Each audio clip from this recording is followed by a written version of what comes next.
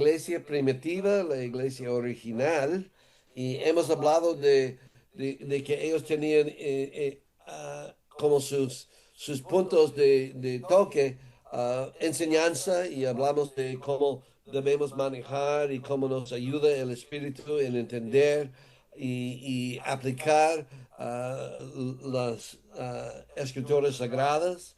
También hablamos de compañerismo y ya estamos para terminar con ese de vida en el Espíritu y oración. El capítulo 6 del Evangelio de Mateo ofrece más información. Jesús instruye a sus discípulos sobre cómo deben orar. Versículo 10, Jesús los llama a ellos y a la iglesia contemporánea a orar para que venga el reino, y hemos hablado de eso, que venga el reino de Dios y para que la voluntad del Padre se haga en la tierra como en el cielo. ¿Y cómo puede pasar eso? Bueno, Dios puede hacerlo, obviamente, en formas milagrosas, pero usualmente Él va a usar su pueblo, nosotros. Y nosotros somos, como se dicen, somos sus manos, hablando de Dios, nosotros somos sus manos extendidos para servir, para llevar, para apoyar, que se manifieste uh, el reino y también la voluntad de Dios en la tierra.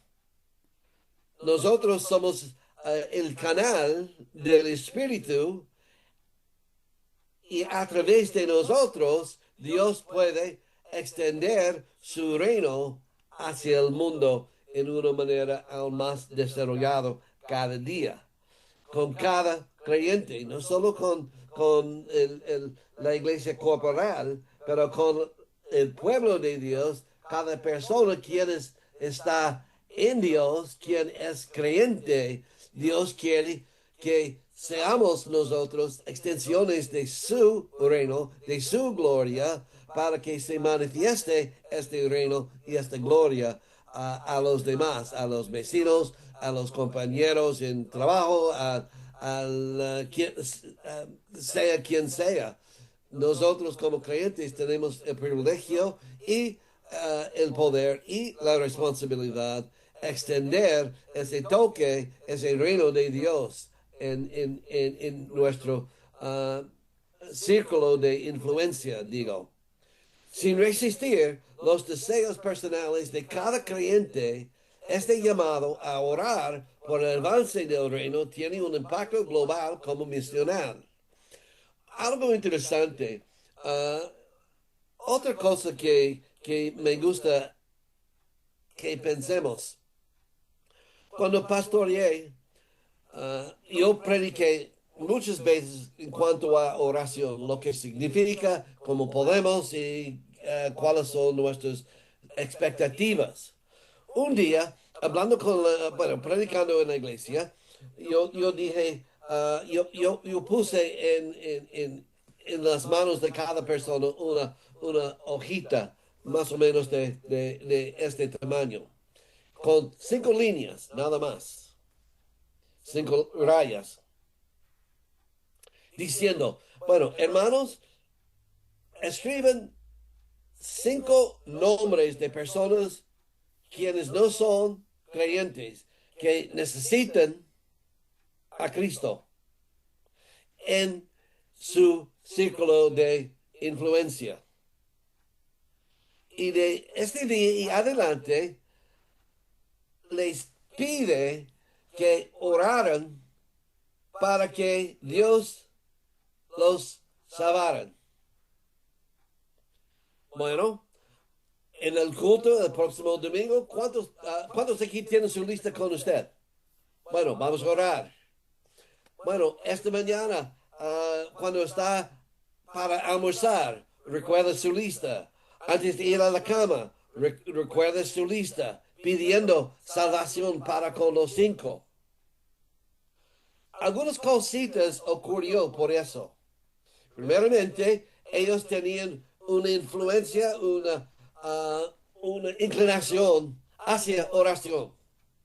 Por lo menos estaban orando por 5 personas.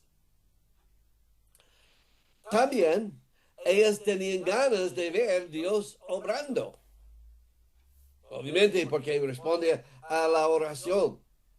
También ellos estaban pasando en su vida pensando en ellos, los 5, y ellos están intentando nada más comunicarse más y juntarse un poco más con ellos para influenciarlos hacia Cristo. Creo que se llama evangelismo, pero ya pueden elegir su propia palabra. A la vez, ellos estaban caminando y pensando en otras personas alrededor quienes no tenían una conexión con Cristo como creyente. Entonces, nada más a través de oración, ya el enfoque de ellos hacia oración, el enfoque de ellos hacia personas perdidas, el enfoque hacia personas amados quienes están en la lista, ellos ya se metieron en este que venga tu reino, Cristo. Lo interesante es que después de un año, una mujer se me acercó, una anciana, y ella me dijo, hermano Denny, yo tomé lo que nos dijo en serio. Y por fin, yo comencé nada más con una lista de los imposibles. Yo elegí 5 personas quienes no tenían ni una idea ni deseo de conocer a Dios, ni en ninguna forma. Y comencé a orar cuando me desperté, cuando ya estuve aún bañándome. Y en todo mi día estaba siempre clamando, Dios, por favor, sábeles, sábeles, sábeles. Me dijo ella, ahora es un año después y yo tengo que hacer una lista nueva. Porque los 5 ya son creyentes ahora. Hermanos, el punto es eso. No, es posible que ya Dios puede hacer como quiera, obviamente. Pero el punto es que cuando oramos, Dios responde. Cuando oramos, nos cambia a nosotros. Y nuestra identidad, nuestra influencia, nuestra vista, todo eso cambia hacia que venga tu reino.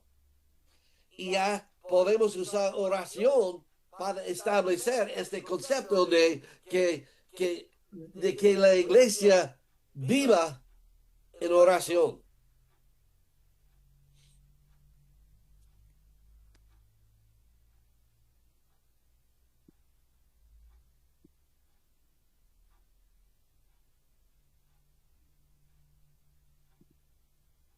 Mientras la iglesia oraba, estoy hablando obviamente ahora del Nuevo Testamento, y ora por el avance del reino de Dios en este mundo, es precisamente eso, una oración por su reino sobre toda la tierra. Igualmente, esas oraciones se refieren a que su reinado encuentre cumplimiento para todas las personas. Eso incluiría a todas las naciones que encuentren la redención y el señorío bajo la bandera del reino. Que venga tu reino. Ya estamos hablando de, bueno, como dije, en la situación de la iglesia mía, 5 personas, pero ya extendiéndose hacia oración para con los misioneros, oración para con las naciones, oración para con los gobernantes, los gobernadores. A través de oración podemos meternos en las vidas de los demás.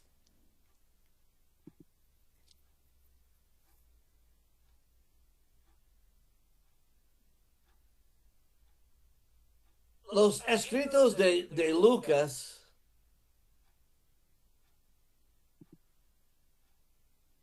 perdón,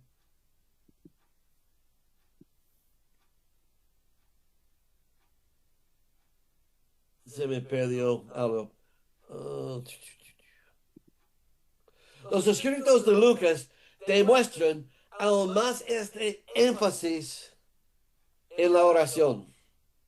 En el capítulo 1 de Hechos, los discípulos están todos unidos constantemente en oración. En Hechos 2, todos se reunieron en un solo lugar, ciertamente adorando y adorando, cuando el Espíritu Santo vino con gran poder. Lo que estoy ofreciendo en este momento es una lista de los capítulos en Hechos. Y podemos ver lo que iba, como dije, capítulo 1, están todos unidos en oración. Hechos 2, todos se reunieron en un solo lugar. Y cuando el Espíritu Santo vino, en Hechos 3, Pedro y Juan, ¿qué estaban haciendo ellos? Estaban para ir al templo, ¿para qué? Para orar. Y se encuentran con el mendigo lisiado.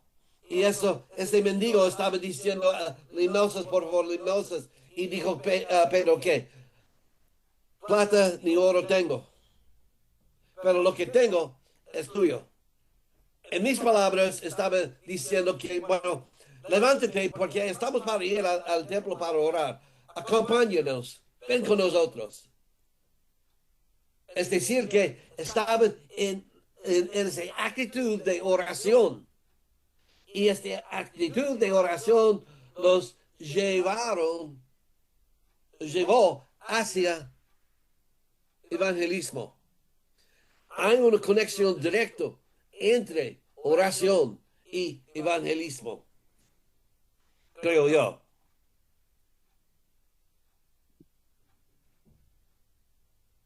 Hechos 4 los encuentra orando después de su aparición ante el Sanedrín, lo que resulta en otro derramamiento del Espíritu Santo sobre ellos. Lucas enmarca la lapidación de Esteban con el orando por sus perseguidores. En Hechos 8, Pedro y Juan oraron por los nuevos creyentes en Samaria y el Espíritu los llenó. Hechos 9 registra la resurrección de Tabita mientras Pedro oraba. Hechos 10 revela a Cornelio, un gentil inconverso, orando, y a Pedro en la azotea orando, lo que resultó en la salvación y el bautismo del Espíritu Santo de Cornelio y su casa. Iremos a Hechos 10 un momentito. Quiero mostrarnos algo.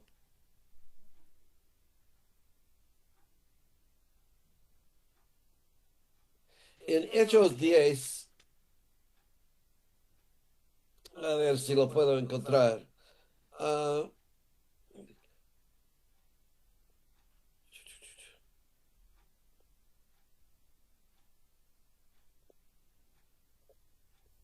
ok, en versículo 5, bueno, 4 para comenzar. Uh, ¿Qué quieres, Señor? Le preguntó Cornelio, mirándolo fijamente y con mucho miedo. Estaba hablando con un ángel. Dios ha recibido tus oraciones y tus obras de beneficencia como una ofrenda, le contestó el ángel. Envía de inmediato a algunos hombres a Jope para que hagan venir a un tal Simón, apodado Pedro.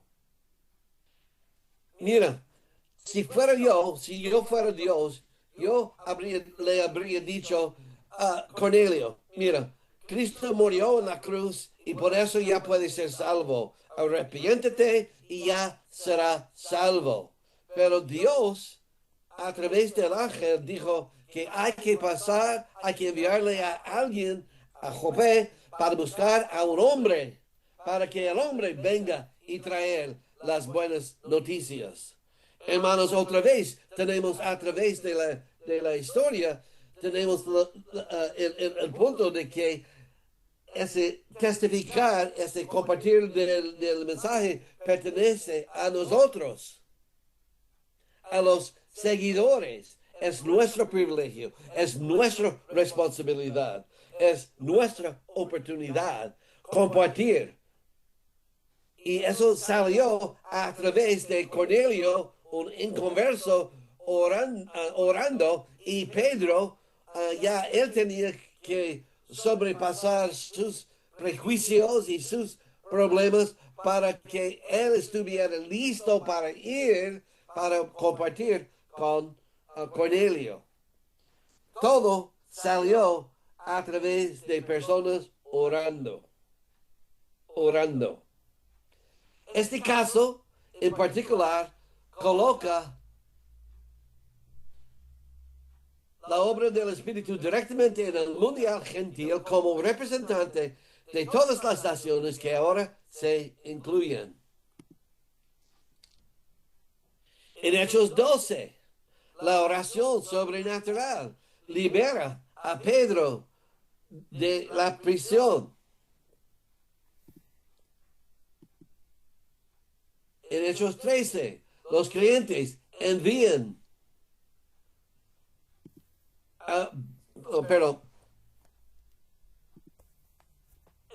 bueno, ¿dónde estoy? Ahí está. En Hechos 13, los creyentes envían a Bernabé y a Saulo para la obra misional. Si bien el Espíritu les habla mientras ayunaban. Mira lo que pasó. La iglesia estaba en adoración, estaban juntos, estaban orando. Y a través de esa oración dijo el Espíritu, apártame, Bernabé y Saulo, que para que ellos vayan al mundo compartiendo el mensaje. Hermanos, la base de oración es sumamente importante para extender ese reino de Dios. Cuando decimos que venga tu reino, estamos diciendo que, Señor, ayúdame para que yo lleve tu reino y la influencia de tu reino para con los demás. En Hechos 14, la oración produjo liderazgo para la iglesia. El capítulo 16 registra la redención de Lidia cuando los discípulos se dirigieron a un lugar de oración.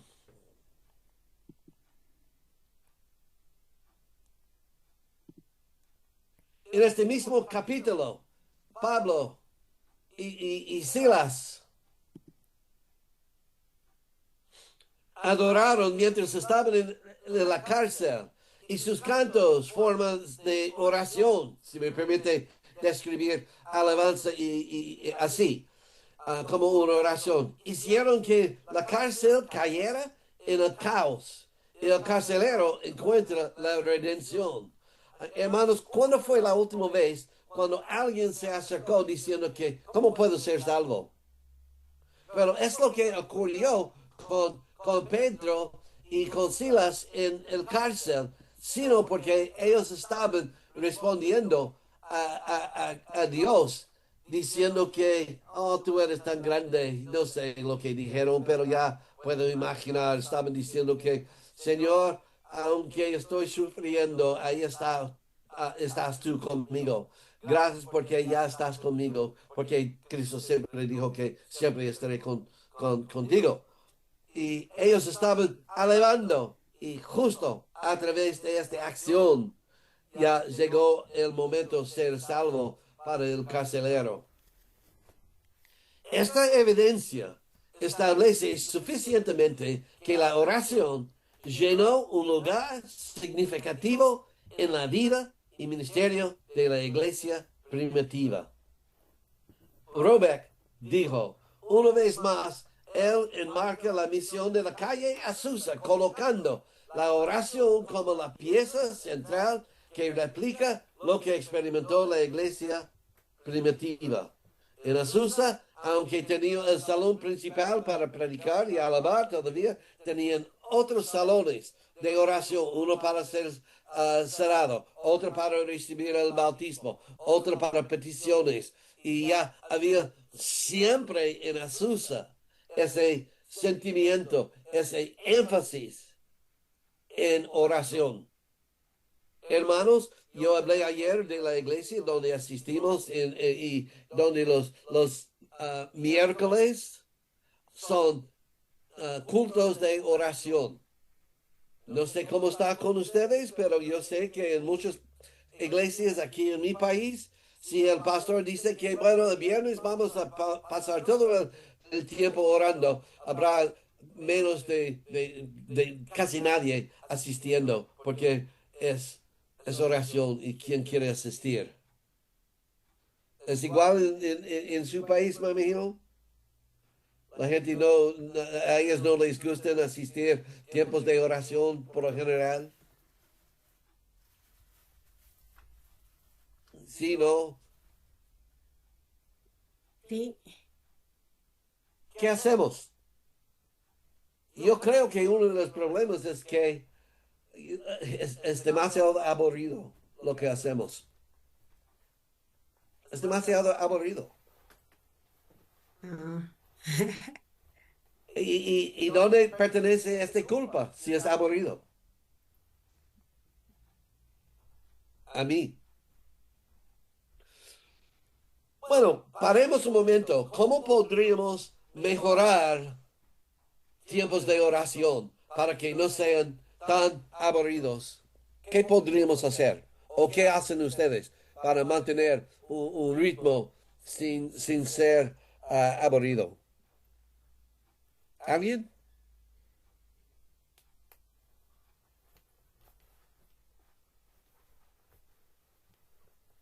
Sí, Carmen.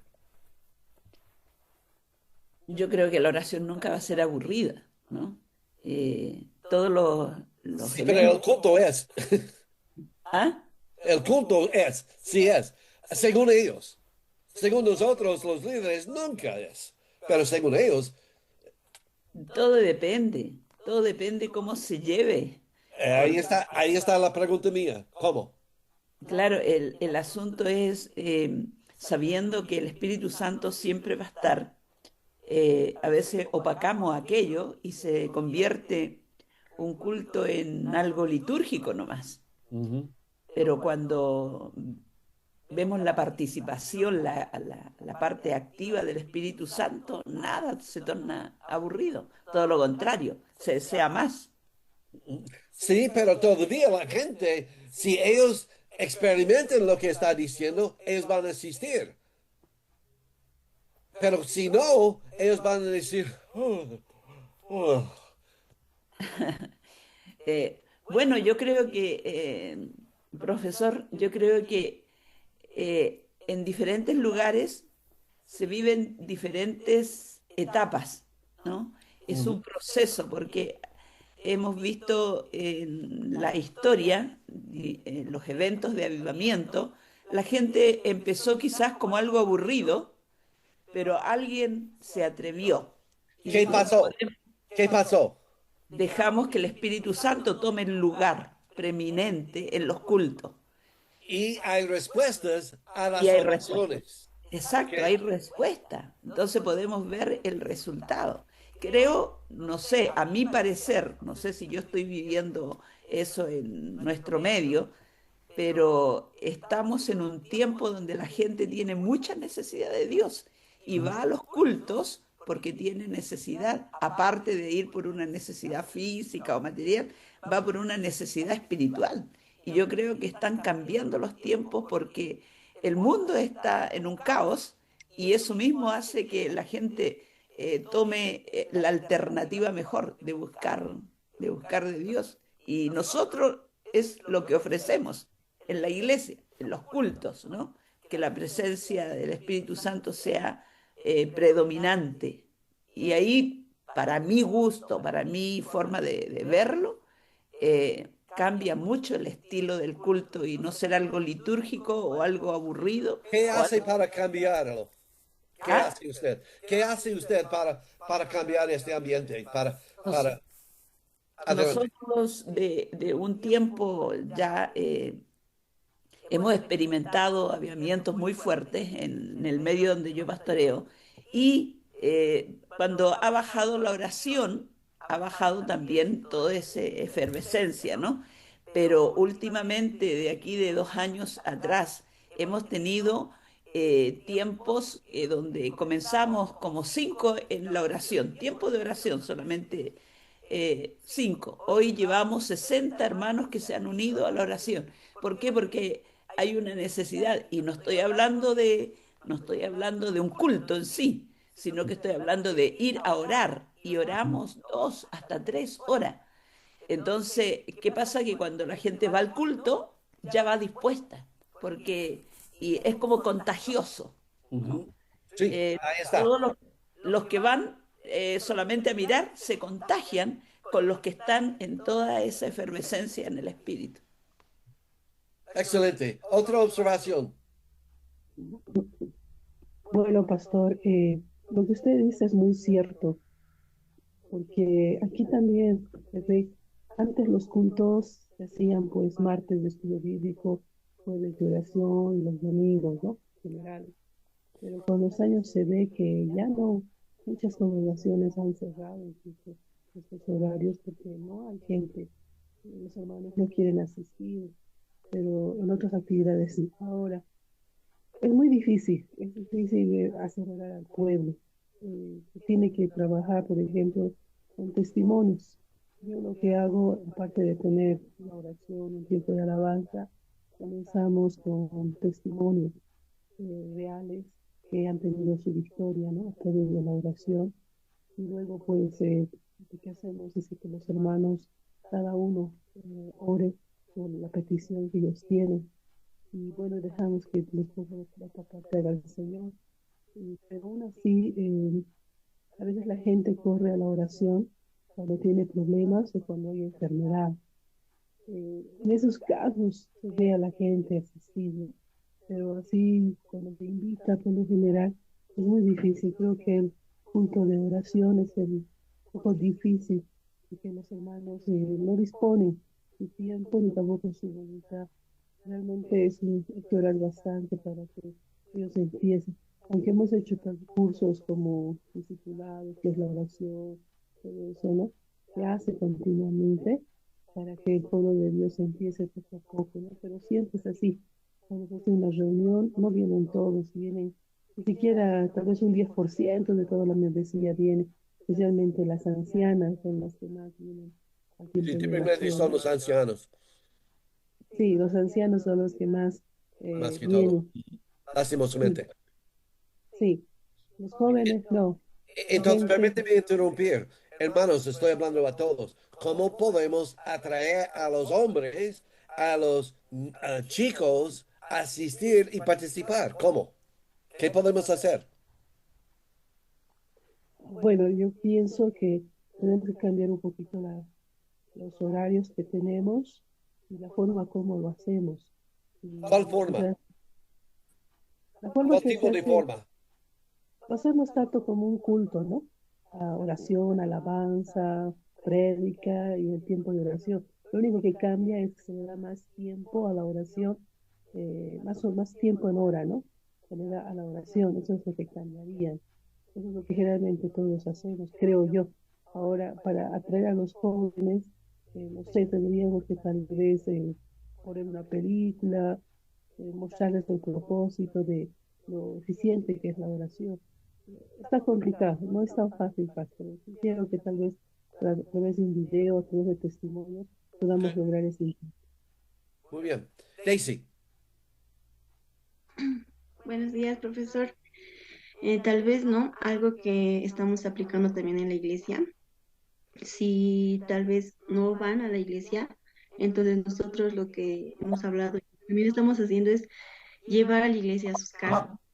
Por Perdón, ejemplo, ¿sí se adelante, escucha? hermano. Sí, ya sí. Ya, lo que nosotros hacemos, bueno, estamos aplicando también recientemente, es llevar la iglesia a las casas de los hermanos. Y, por ejemplo, los martes de estudio bíblico, ya lo hacemos como vamos a ir a estudiar a la casa del hermano. Entonces, siempre nos reunimos un buen tanto y llegamos a la casa y aparte lo visitamos y todo aquello. Entonces, y nos está resultando hacer los estudios así en las casas, en los domicilios. Ahora en los cultos también lo hemos hecho más participativo. Yo sé que ponemos, ¿no?, a maestros de la escuela bíblica, pero lo que nosotros también hicimos es incluir a los jóvenes, digamos, que ya están más tiempo en la iglesia. Entonces ya están en enseñanza a los niños. Ponemos, digamos, a más hermanos a que dirijan los cultos. Entonces vemos el cambio en ellos, que vienen más preparados y también se les da sus incentivos, ¿no? Eso, pastor. Ok, muy bien, excelente. Otra observación. Bueno, estimado misionero, ¿se escucha mi voz? Porque ayer parece que había una baja la voz, ¿no? Bueno, de mi parte diría lo siguiente. La Biblia dice, orad sin cesar. Ya es Aquí un vienes mandato, ¿no? abrigada, ¿no? Dice, ¿se escucha mi voz? Sí, Ah, escucho, es un poco difícil, pero ya escuchamos. Hay una hermana que está ya, con su micrófono activado, es Flora, creo. ya. Bueno, la Biblia dice orad sin cesar. No dice orad sin el hermano César, ¿no? Entonces, el pueblo de Dios, la iglesia sí sabe que hay que orar. El detalle es que para orar, la mayoría de los hijos de Dios comienzan carnalmente, ¿no? En otras palabras, con repeticiones vanas. Entonces, es un esfuerzo indirectamente, ¿no?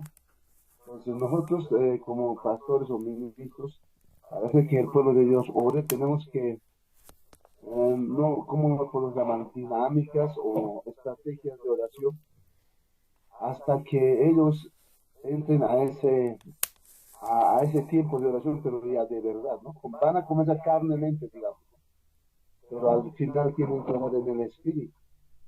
Necesitamos la presencia del Espíritu Santo para esa intercesión, ¿no?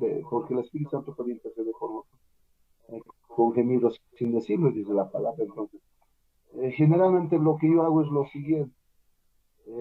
Si se trata de orar con jóvenes, les convoco que pasen adelante, nos tomamos de las manos y les doy propósitos de oración. Digamos, ya, como estamos haciendo una media luna o un ciclo completo, le digo ya, hermanos, oren por el lado derecho. Pregunte su nombre, qué se llama y cuál es su necesidad de oración. Amén. Ujú, Y eso ya le crea un despertar y un motivo para orar. ujú, claro. O de pronto les pongo de a dos les pongo. Y entre ellos van a orar, ¿no? Por necesidad. O si vamos a hablar en este caso por Bolivia, ¿qué hemos hecho como iglesia? Hemos tendido una bandera boliviana grande, donde todos han agarrado la bandera boliviana. Y les hemos impulsado a orar y decir cuál es la necesidad de ti o de tu familia. Entonces, cuando tenemos que crear pues el deseo, un despertar de orar, de clamar al Señor. Ellos saben que hay que orar, pero tenemos que impulsar. Hemos hecho cadenas de oración también, cadenas de oración. Digamos, uno por uno comienza a orar y cuando ya le toca orar, entonces ese hijo, esa hija de Dios ya tiene un anhelo de orar o de pensar de qué voy a orar. Cuando le creamos propósitos de oración, entonces el deseo de orar se hace más intenso, más firme, más sólido. Hemos hecho también, después hemos hecho oración de 24 horas. ¿Qué hicimos? Hemos sorteado entre toda la membresía, ya sea de a uno, de a dos o por familias, hemos distribuido 24 horas del día, ¿no? Desde las 0 horas hasta las horas 24. Ujú. Por hora,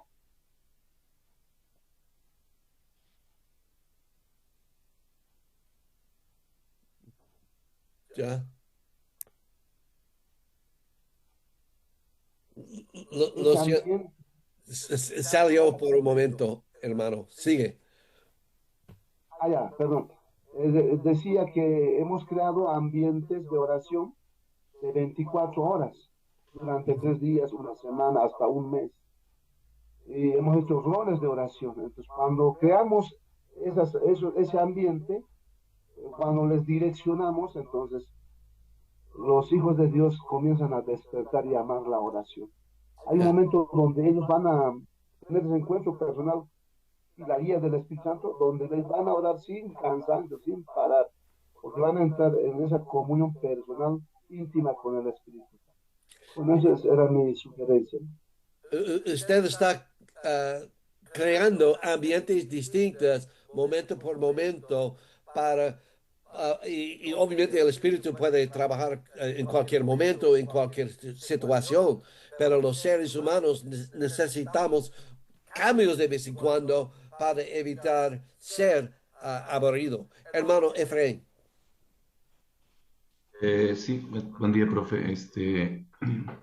Yo creo que igual en cuanto a la oración somos muy litúrgicos y dogmáticos a veces, ¿no? Yo, no, bueno, ahora digo, tengo la bendición de haber nacido en un hogar de pastores, mis padres son pastores y recuerdo que cuando era adolescente mi padre me decía, vení, vamos a orar. Y el problema es que él entraba temprano, cosa que yo no podía hacerlo. Lo segundo es que le veía arrodillarse en el altar y solo decir aleluya, así como todo un sacerdote, y empezaba a hablar en lenguas. La cosa es que a mí me parecía lo más aburrido del mundo, entonces a cierta edad de mi vida, orar y ayunar para mí era lo peor. Eh, yo creo que para los que hemos experimentado la presencia Con de... permiso, una introducción para añadir nada más algo un poco cómico. Ella acaba de describir casi vana repetición. Sí. Eh, Pienso que con los jóvenes habría que ser muy estratégicos. Ahora, hasta que ellos empiecen, ¿no? Crear el ambiente, crear los horarios y darles participación a ellos. Porque si nosotros somos los que oramos, si nosotros somos los que les decimos por qué orar, creo que nuestra generación no funciona así ahora. Con los hombres igual, las mujeres tienen una forma, yo no soy mujer, pero veo a mi esposa que trabaja en la iglesia de una forma distinta. Yo con los hombres, por ejemplo, cuando tengo que hacer algo, me junto y les digo, tenemos esta necesidad, queremos suplir esta necesidad en alguna de las avanzadas que tenemos, o hay algo. Entonces, un ejemplo, compramos una moto vieja y decimos, hay que restaurar esta moto, la vamos a vender porque después de esto vamos a sacar dinero para suplir. Entonces, los hombres les gustan esas cosas. Yo no les hablo de culto. Entonces, en medio de toda esa situación, ellos vienen, se juntan y ahí es donde surge de momento la oración. Entonces, creo que necesitamos, como dice usted, crear ambientes. Pero eso creo que es hasta que se prueba la presencia de Dios. Cuando la gente empieza a probar la presencia de Dios, ya no necesita estrategias. De tanto en tanto se necesita, bueno, yo lo digo como pastor porque estoy muchos años ya como pastor, he pastoreado muy joven con mi esposa y hemos visto ciertas situaciones. Entonces, una vez que la gente prueba la presencia de Dios, ya Ahí no está. importa porque ya probó algo. Pero hasta antes de eso creo que hay que ser muy pacientes, con la mente abierta, no puedes ponerles formatos, dejarles que oren como ellos quieran, no les digas levanta las manos, cerrar los ojos, ponete de rodillas, tírate al suelo, no, dejarles que ellos se acerquen a Dios a su manera. Y yo siempre les digo, no seamos dogmáticos, porque cuando vos te acercas a mí no me dices pastor, pastor, pastor, no, yo quiero que charles, como a veces nosotros estamos Señor, Señor, ¿no? Entonces, y luego ya, creo que todo empieza a marchar. Ujú. Muy bien, excelente, Efraín. Hermano Absalón. Mm. Sí, bien. Buenos días, profesor. Buenos días, compañeros. Eh, Mientras escuchaba la enseñanza de usted, profesor, y también la intervención de los compañeros, yo me recordaba algo que escuché hace años y me ayudó muchísimo, ¿no?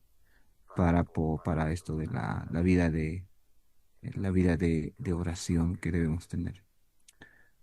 En una prédica, el que estaba exponiendo la palabra empezó con una linda ilustración. Dijo así, ¿no? Hablaban de la oración. Ujú. Dijo, ¿saben cómo yo aprendí a orar? Dice él, ¿no? ¿Saben cómo yo entendí que la oración es importante? Mm, Y entre otras preguntas más. Pero recuerdo esas dos preguntas. Él al final dijo, porque yo, cuando era niño, cada vez que me despertaba y venía a la sala, porque en la sala estaba la cocina también, cada vez que entraba a la cocina yo siempre le veía a mi padre, a mi papá orando, siempre le veía de rodillas. Al principio parece que no me importaba.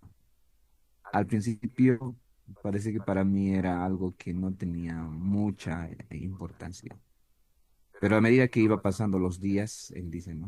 A medida que iba pasando los días, un día dije, ¿por qué no me arrodillo, no? No sabía lo que significaba la oración, pero yo, aunque sea de juego, empecé a arrodillarme al lado, dice, ¿no? Al lado de mi papá.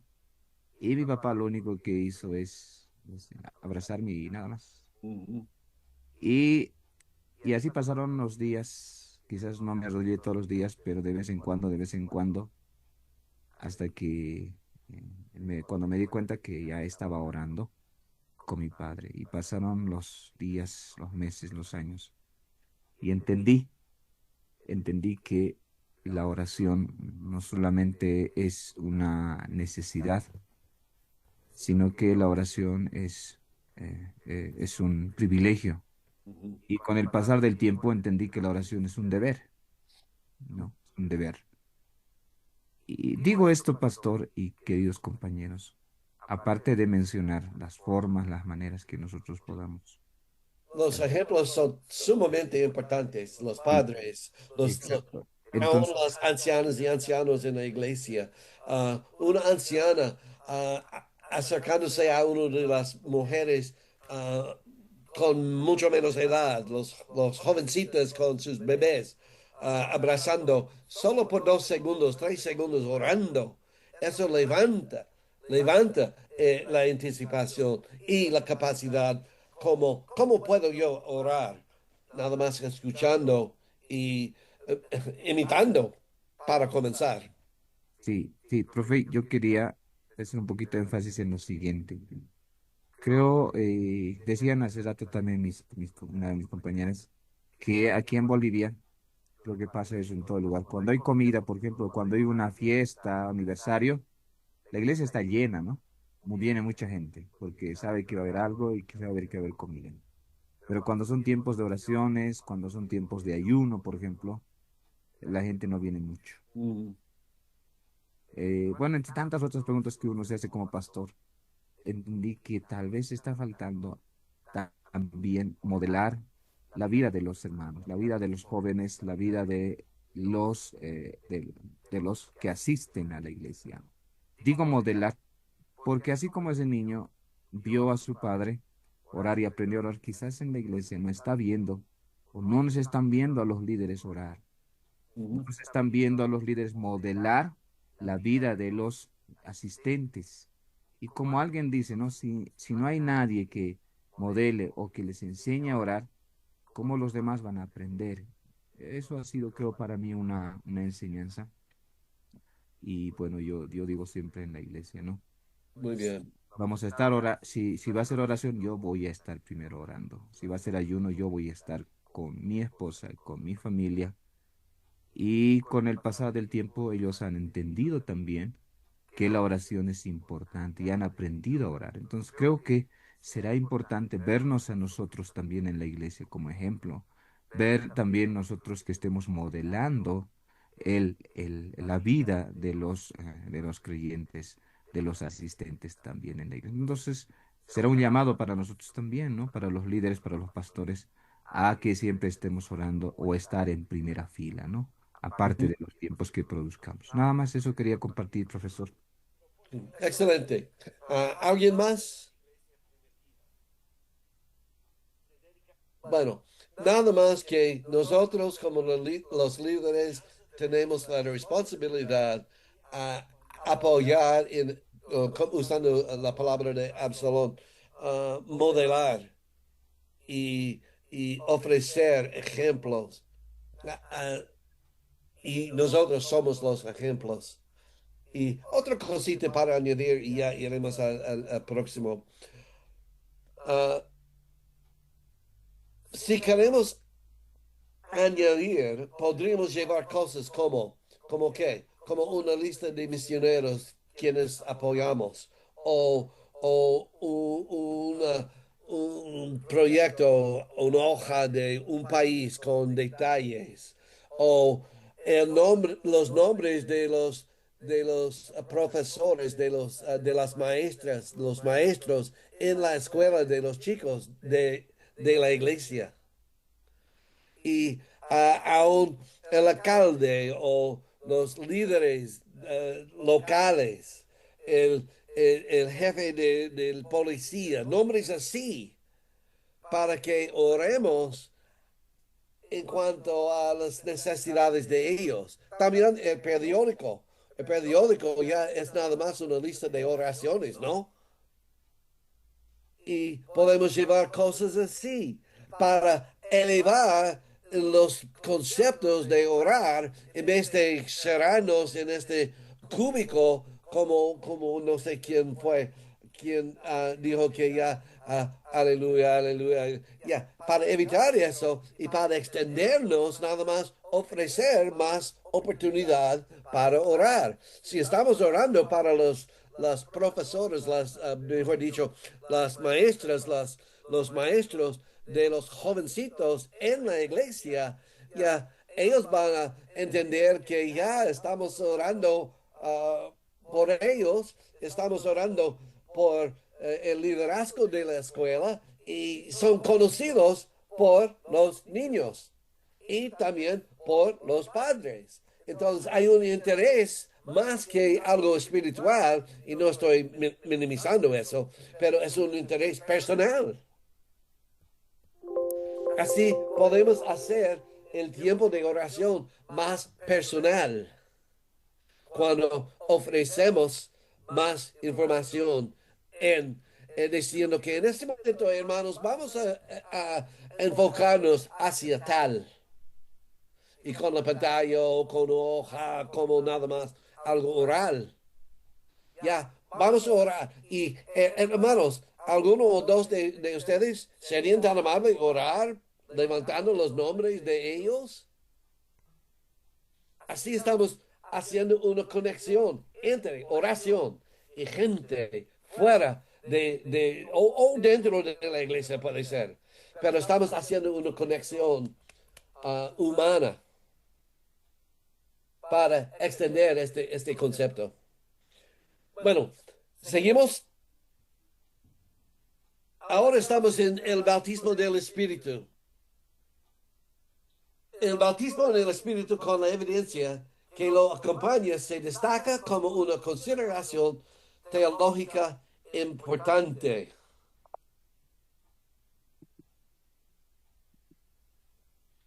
Cinco pasajes donde habla del bautismo del Espíritu Santo, y ustedes saben todo de eso, pero nada más es para mantenernos en marcha de un ministerio pentecostal. Los discípulos en el día de Pentecostés, los creyentes en Samaria, Saulo de Tarso, Cornelio y su casa, y los discípulos, según Strongstad. Las palabras de Jesús. Mensis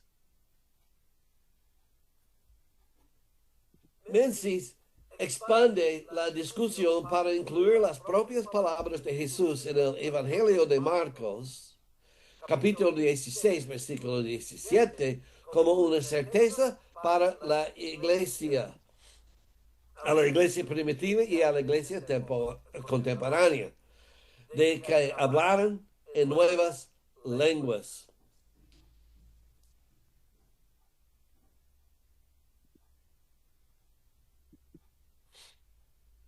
Menzies apunta a la transición del movimiento de santidad wesleyano a lo que se convirtió en las verdades fundamentales del pentecostalismo. Él escribe, sin embargo, muchos evangélicos de grupos no wesleyanos emplearon este término para identificar una experiencia de crisis de empoderamiento para el testimonio cristiano, el evangelismo y las misiones.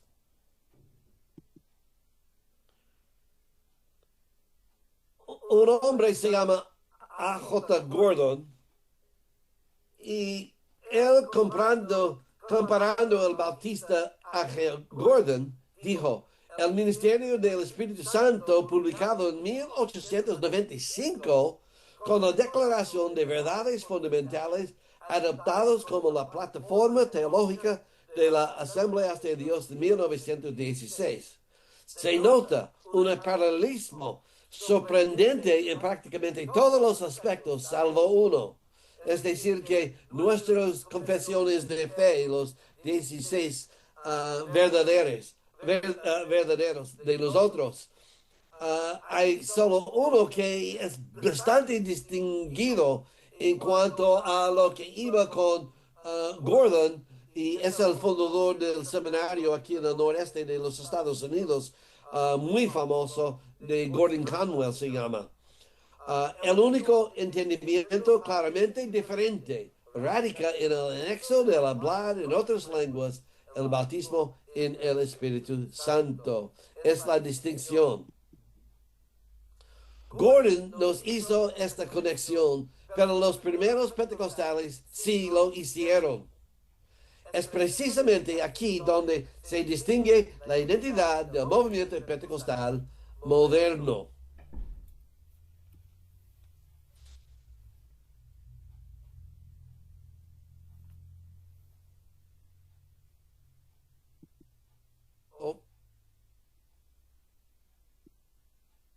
El punto de vista de Lucas sobre las lenguas debe entenderse como un tipo especial de discurso profético. En el capítulo 2 de Hechos, Lucas asocia el hablar en lenguas con las palabras proféticas de Joel, que en los últimos días el Espíritu de Dios será derramado y todo el pueblo de Dios profetizará.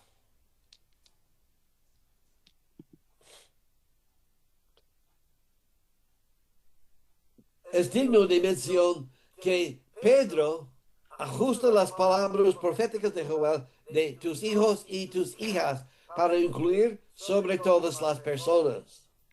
Pedro declara que la multitud no escucha a un grupo de borrachos, sino a las declaraciones del pueblo de Dios. Pablo afirma,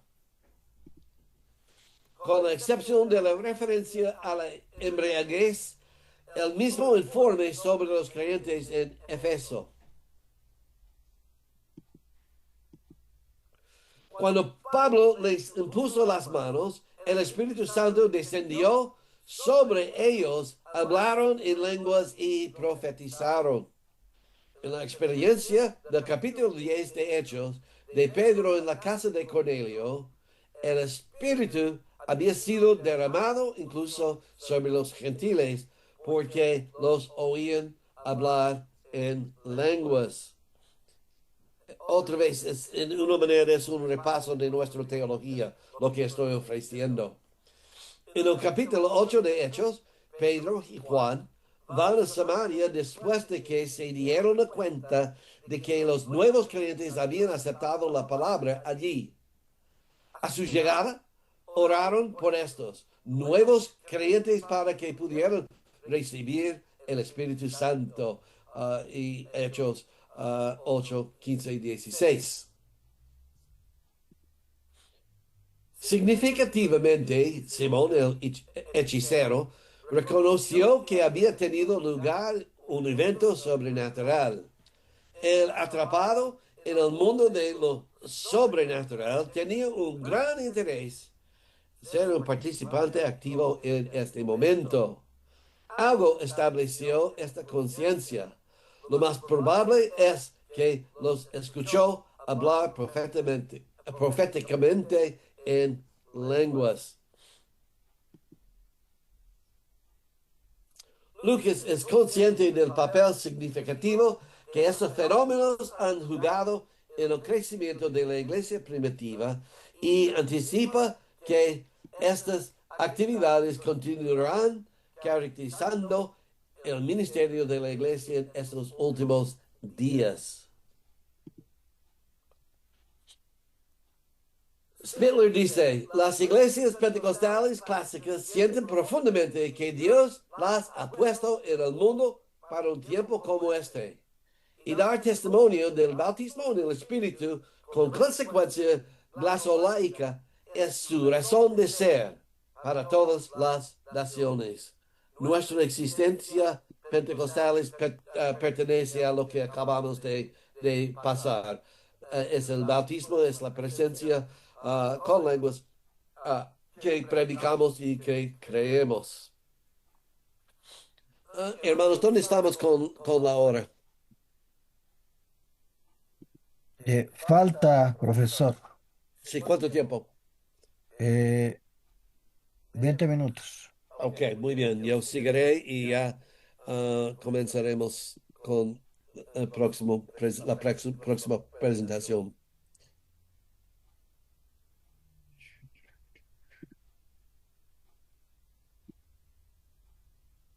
El concepto de presencia.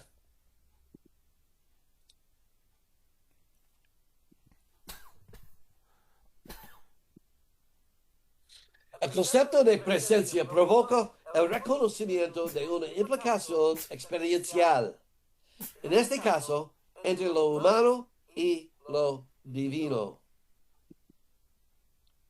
Cross discierne, al menos parte de lo que afirmamos cuando decimos que hemos experimentado a Dios, es que el Dios de la Biblia es quien nos encuentra en la historia de nuestras propias vidas. Como dije ayer, Dios está aquí. Es un encuentro entre yo y Dios y mí en cualquier momento. En Hechos, Lucas escribe específicamente el Espíritu dijo 3 veces. No estamos hablando de un cielo o de un Dios, digo, de los cielos quien no habla ni nada.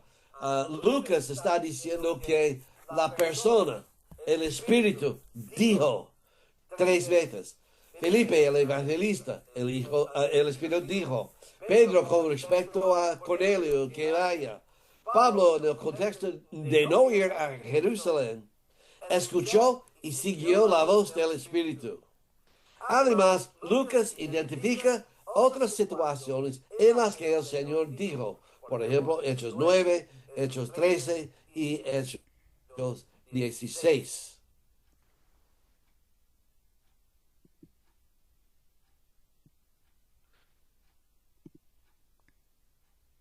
Allen dice, San Lucas fija nuestra atención no en una voz externa, sino en un espíritu interno. Esta forma de mando es peculiar del Evangelio. Otros dirigen desde fuera.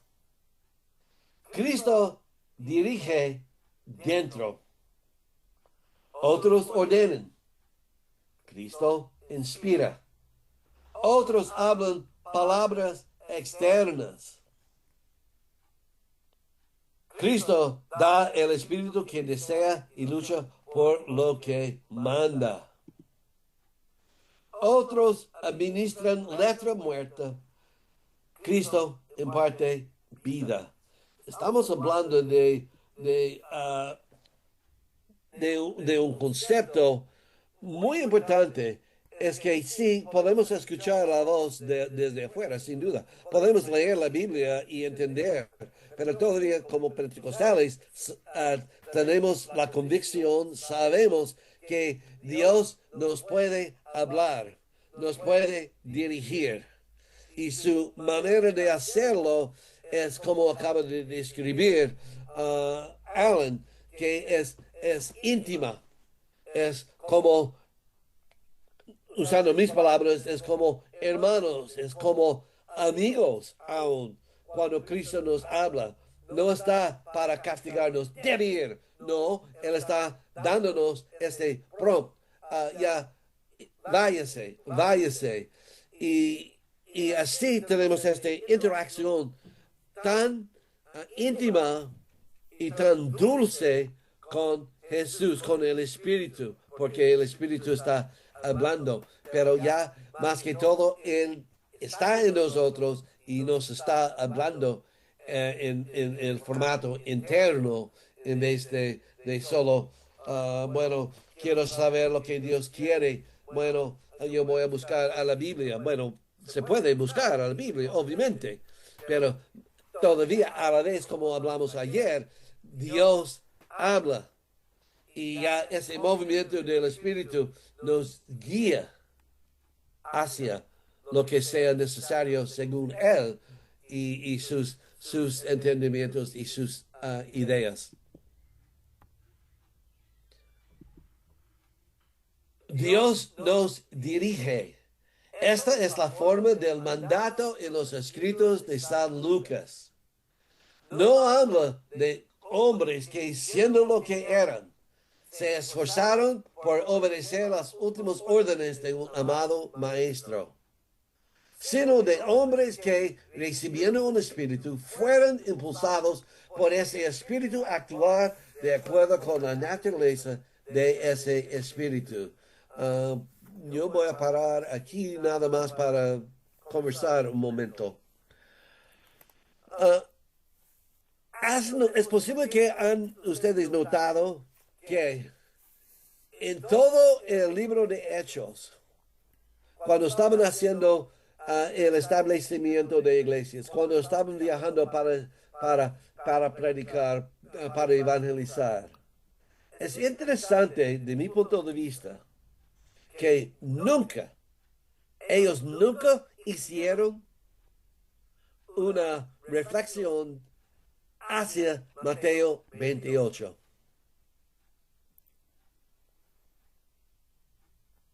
Mateo 28, ¿qué dice? ¿Saben ustedes dónde voy? ¿Qué dice? Por tanto, id, Id y hacer discípulos. discípulos. Pero ellos nunca dijeron, Él dijo que debemos ir, entonces vayamos. Nunca dicen eso. ¿Qué dijeron? Viendo. Sí, pero ¿qué dijeron ellos? Ah, perdón. No, tiene razón. Ya ando bien con ese de habiendo ido. Pero todavía, según el pensamiento mío, ¿qué dijeron todos en Hechos cuando estaban viajando o administrando? Nunca dijo ninguna persona. El Espíritu dijo que id y haced. Dijeron, el Espíritu me habló. El Espíritu me guió. El Espíritu me dio dirección. El punto es eso. No hacemos ni misiones, ni evangelismo, ni nada por reglamento, ni por mandato. Lo hacemos porque el Espíritu nos está guiando. Está al lado de nosotros diciendo que vamos. O que vayas tú y estoy con usted o contigo. ¿Me entiende? No estoy eliminando ni por un momento Mateo 28, ni por un momento. Pero cuando estamos diciendo que hay que hacerlo porque dice la Biblia que ir, no. Tiene el privilegio de hacerlo porque el Espíritu le está guiando. Le está hablando. Es más íntima. Es más íntima. Es algo sutil, yo sé. Es algo sutil, pero todavía es importante para nosotros entender que confiamos en la dirección del Espíritu, no solo en la palabra escrita. Obviamente la palabra escrita nos ayuda, nos dirige, sin duda. Pero es el Espíritu. Ya, se puede abrir la Biblia y nunca va a decir que hay que hablar con tal fulano, porque no está escrito. Pero el Espíritu puede decir, pero, por ejemplo,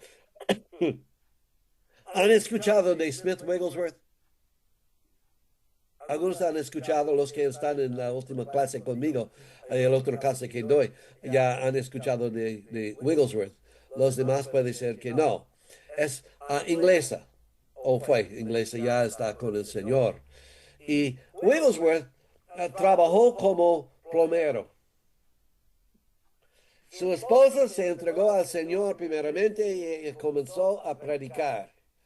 Wigglesworth por fin se rindió y ya comenzó también a ministrar y tiene un ministerio distinto. Pero algo ocurrió en su vida un día. El Espíritu le dijo, Smith, que vaya a tal esquina en la ciudad y espera allí hasta que te digo algo, hablando del Espíritu. Smith fue y estaba en esta esquina y él sabía que el Espíritu quería que él hablara con alguien. Bueno, pasó un hombre. El Espíritu dijo, no. Ella, no. Ellos, no.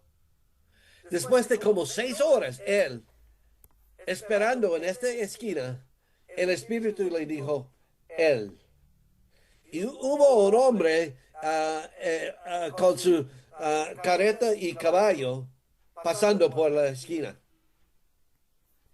Y pasó Wigglesworth hacia este hombre y compartió el evangelio y el hombre recibió a Cristo como Salvador.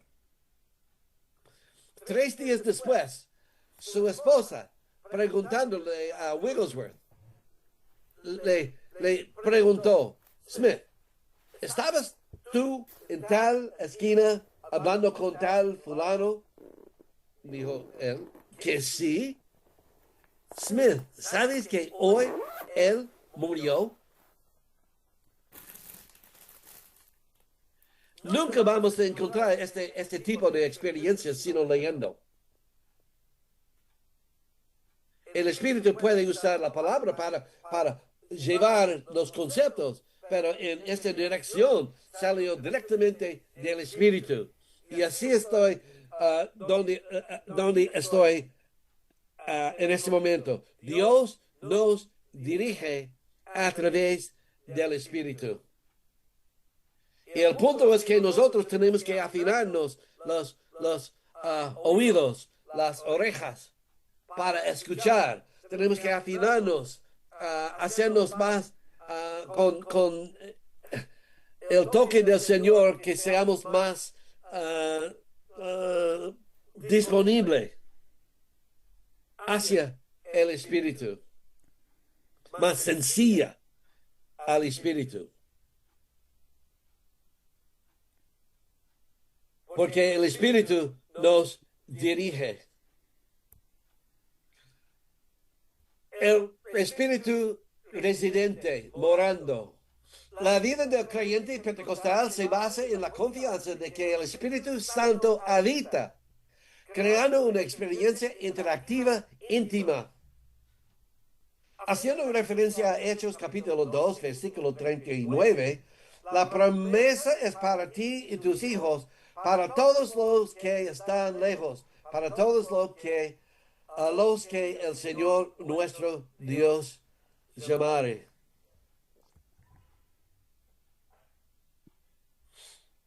Strongstad sostiene que los pentecostales enfatizan la intención teológica, normativa, del registro histórico de Lucas sobre el don del Espíritu para la experiencia contemporánea. Sin esta interacción personal, el creyente se ve reducido a meros principios y pautas sobre los que basar sus decisiones y acciones. Esta relación interpersonal, por supuesto, encuentra equilibrio a través de las escrituras. La llenura, una investidora de poder. Este empoderamiento no debe entenderse como la recepción de una energía cinética divina enviada por Dios, sino más bien como la presencia manifiesta de Dios en todo su poder y autoridad. Él mora en mí. Este empoderamiento no es presencia sin propósito, sino que Dios, el Espíritu Santo, se instala dentro del creyente para hacer al creyente, como Anderson lo define, verdaderamente humano. Cuando estamos conectados con Dios, está en nosotros, cuando vivamos siguiendo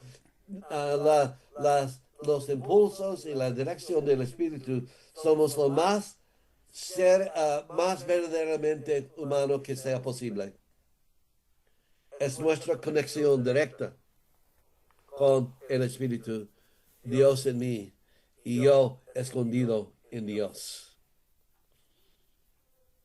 Bueno, creo que donde estamos, 8:33, ya tenemos 7 minutos. Comentarios, observaciones. No voy a comenzar un nuevo hasta después del desayuno. Observaciones, comentario.